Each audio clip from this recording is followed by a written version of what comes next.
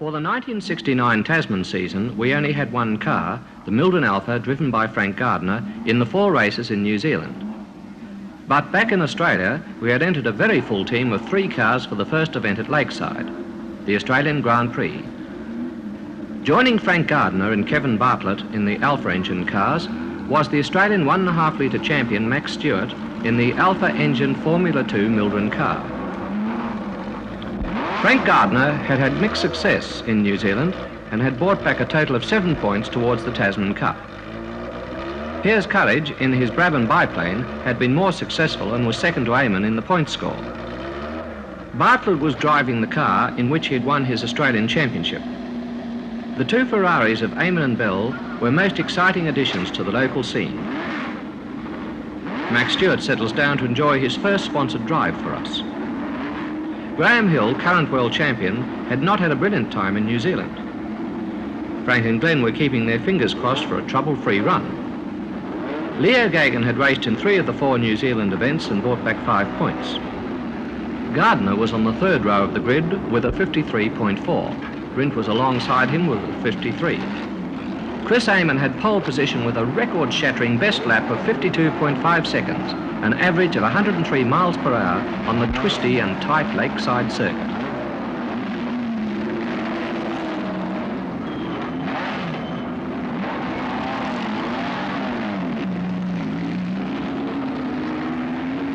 Gardner looked cosy in his all-enveloping cockpit, and Bartlett was happy enough to give a cheerful thumbs-up sign. Stewart had brought his own mechanics as we just didn't have enough to go round. Amon was 4 points ahead of Courage and had already won the New Zealand Grand Prix. And now for the start of the 34th Australian Grand Prix. Away they go. It's Amon, Courage, Bell, Hill, Gardner, Rindt, Geoghegan, Bartlett, Allen, Stewart in the first bunch.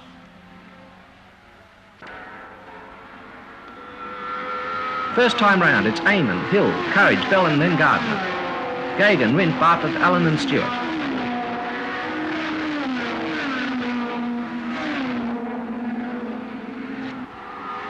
Second time round, Amon had increased his lead on Hill and Courage, followed by Bell in the 2nd Ferrari and Gardner holding 5th place.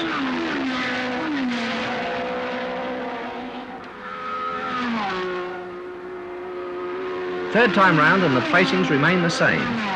Amon had completed the 2nd and 3rd laps in under 53 seconds, an average of nearly 102 miles per hour.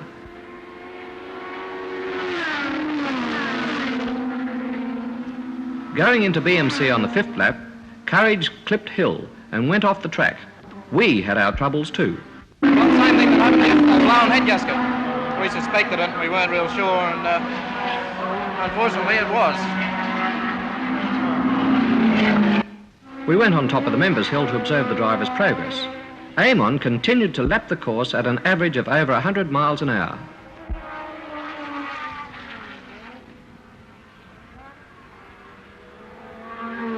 Graeme Hill was lying 3rd after Bell slipped into 2nd slot when Courage went off the track.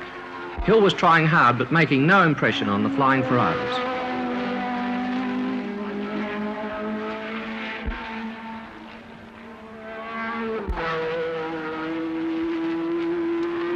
By now, Gardner was holding 5th spot behind the Ferraris and Lotus and driving a steady, fast race in the 54s.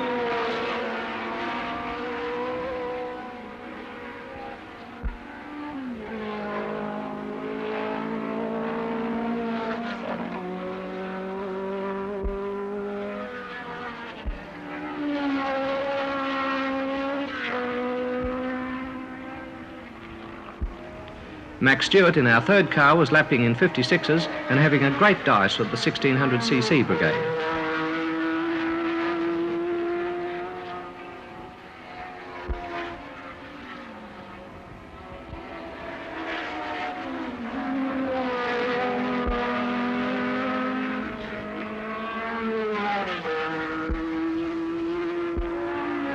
By the time we got back to the pits, we found both Gardner and Rindt retired.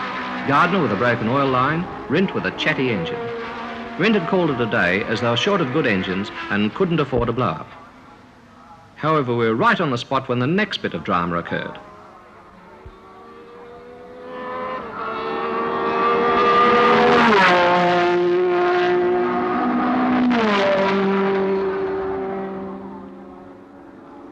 Chris Amon flashes past in a winning manner. Alan and Stewart hold 5th and 6th places. We went down to the control tower to await the finish of the race. Max Stewart kept up the good work for the Mildren racing team.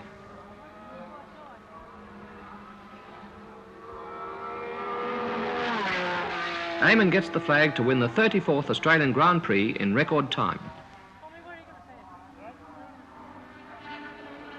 Hill comes home in 4th spot, having lost 3rd place to Geoghegan. Bell comes in 2nd place, making it a Ferrari 1-2 for the race. Max Stewart comes in 6th place after a well-driven race. Chris Amon comes in after his slow-down lap. Geoghegan comes in after a great performance to be 3rd outright and 1st resident Australian driver.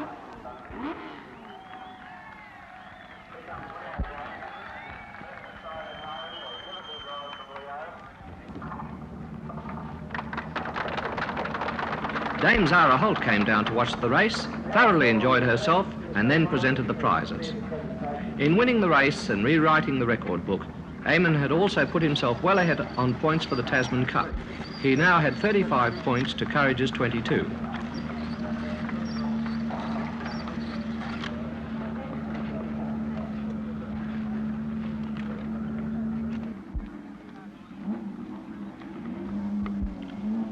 The next weekend at Warwick Farm was a wet one. The day before, in dry and overcast conditions, there'd been a battle royal between Rindt and Amon for grid positions, and they finished up knocking more than 5 seconds off the lap record held by Brabham and Bartlett jointly. Rindt finished up on pole with a fantastic 1:23.8 seconds, an average of 96.66 miles per hour. Amon was alongside him with a 1:24.5. It started raining overnight and then poured throughout race day. But that didn't stop the racing or an enthusiastic crowd of 20,000 turning up to see the fun.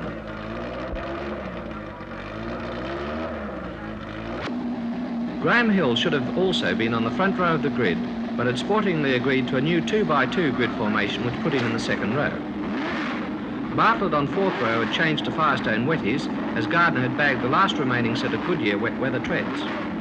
We thought Gardner wasn't going to make it as at the last moment his ignition complained about the rain. Some quick work by Glen Abbey got him onto the line just in time. Max Stewart joined the spectators as a bearing went in his engine during practice and there was insufficient time to rebuild the engine for the race.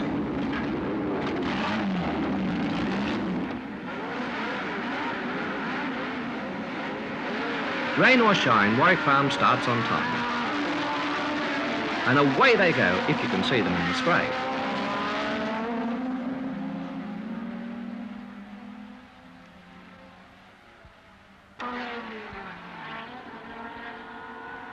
First time round, Rindt is in the lead, followed by Hill and Bell. Amon and Courage had already collided at Polo and were walking back.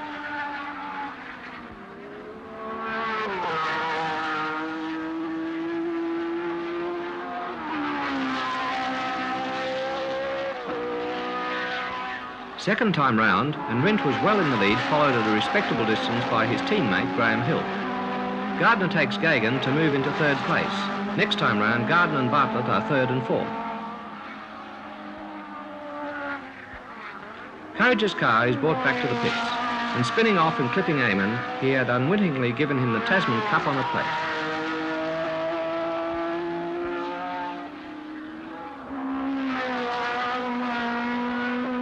Rindt is now well clear of the field, giving him all the road and uninterrupted vision.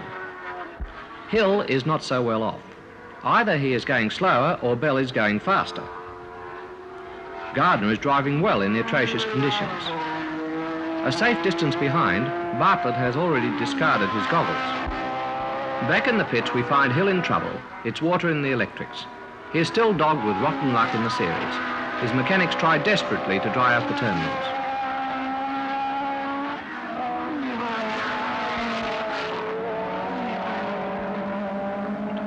Gardner and Bartlett continue to circulate smoothly.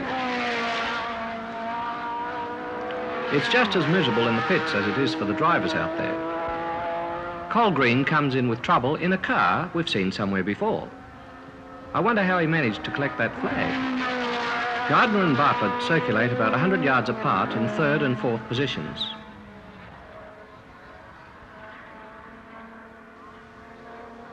Rindt keeps up with his rapid pace for the wet conditions, whilst Hill comes in again for another squirt with the silicone-based spray. Bell keeps up the good name of Ferrari in second place. Surprisingly, this is his first ever wet run in a Formula One car. Alec keeps his lonely vigil in the pits. His cars are well placed, and provided they keep going, they will finish in the money. Neither car is going very fast, but the conditions will not allow any better times.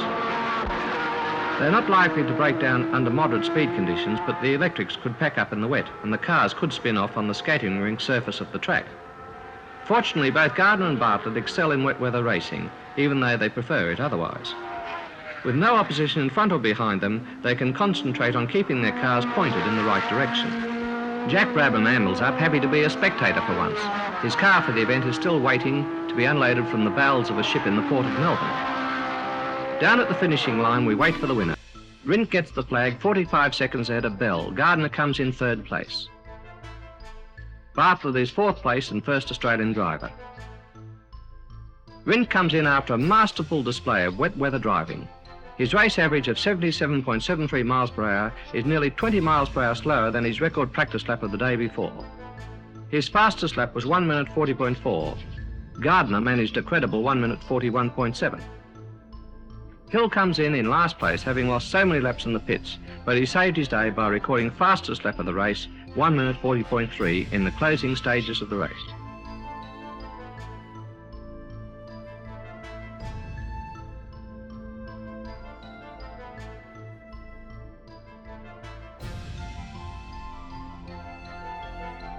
The weather returned to normal for the last round of the Tasman series at Sandown Park, Melbourne.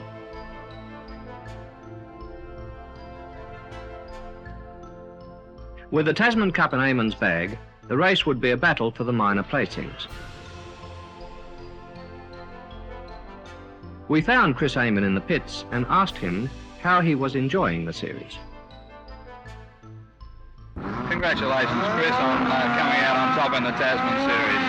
Thank you, Max. It's been quite a hard series, but a very pleasant one. I bet you feel good now after knocking off the both Grand Prix, particularly. Oh, I really do. That was very satisfying, I must say. It certainly was good to see, I can tell you that. And good to see you come out on top after a little bit of bad luck last year. Well, thank you. Chris, the loss of Graeme Hill's wing off his Lotus at Lakeside has sort of sparked off a bit of controversy about the safety of these aerofoils. What have you got to say about it? Well, I'm not altogether in agreement with them. They definitely help, but when everybody gets them, you start to get back to the same level, and I think they are a potentially dangerous thing, and I don't think they really add to the sport very much. I wouldn't mind seeing them stopped. One of our major sponsors is Goodyear Tyres, and we appreciate the close cooperation we receive from the Goodyear Racing Division. Glenn and Frank work out the final details for the race.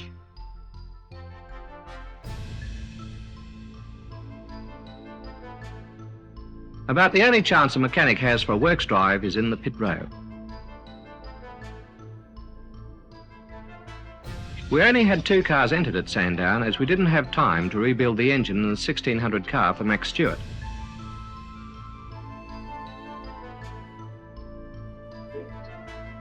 Two world champions share a joke.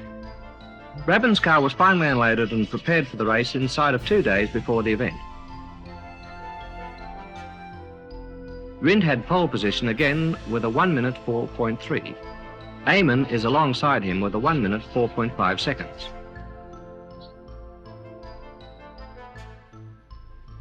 Our drivers are a little further back as the grid formation has been reduced to 2x2 in the interests of safety.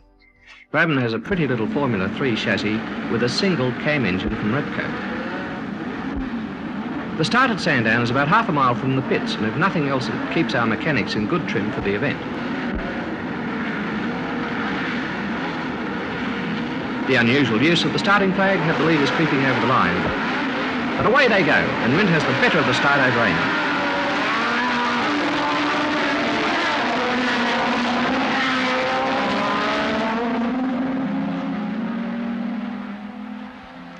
Second time round, Amon has got ahead of Rindt. Hill is back in the pits with a broken throttle linkage. Courage is out with a broken half shaft. Brabham is third, Bell fourth, Gardner fifth.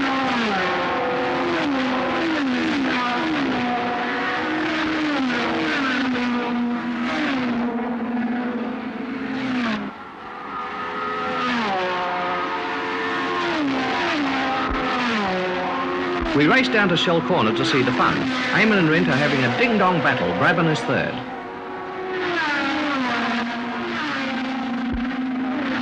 Graeme Hill is back in the race, working his way through the tail-enders. Gardner has passed Bell and is now in fourth position behind Brabham.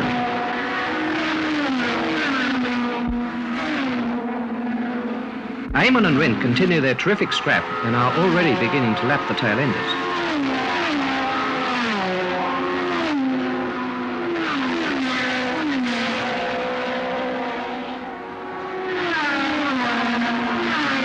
Try as hard as he can, but Rindt cannot get past Amon again. Gardner keeps up the good work for the Mildren team. By now, Bartlett has retired with a broken exhaust stub.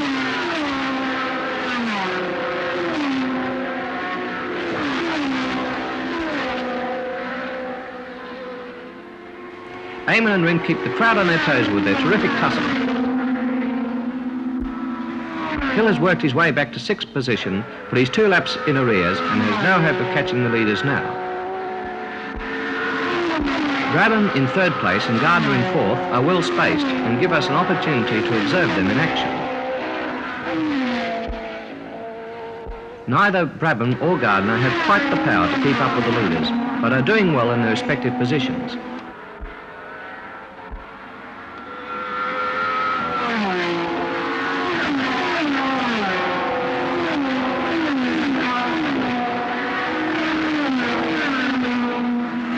Back at the finishing line in time to see the leaders through. David McRae is so confident he stayed there throughout the race. An embarrassed Brabham is lapped by Amon, but he managed to avoid the same treatment from his ex-teammate Rindt, who seems to have dropped back a little. Amon gets the flag to win the final event in the Tasman series.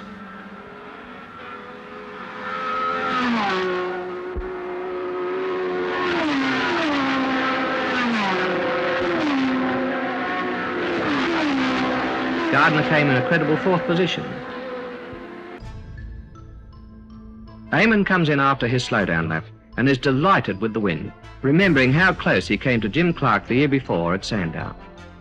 Chris Amon won 4 of the 7 Tasman races and with a couple of thirds finished with 44 points. His rival Rindt won 2 races and had a couple of seconds to make 30 points. Courage did well in New Zealand, including a win, but was conspicuously unsuccessful here and collected 22 points. Graeme Hill had a poor time, but managed 21 points. Altogether, an exciting end to an exciting series as Amon takes care of the Tasman Cup. Perhaps one day we may see...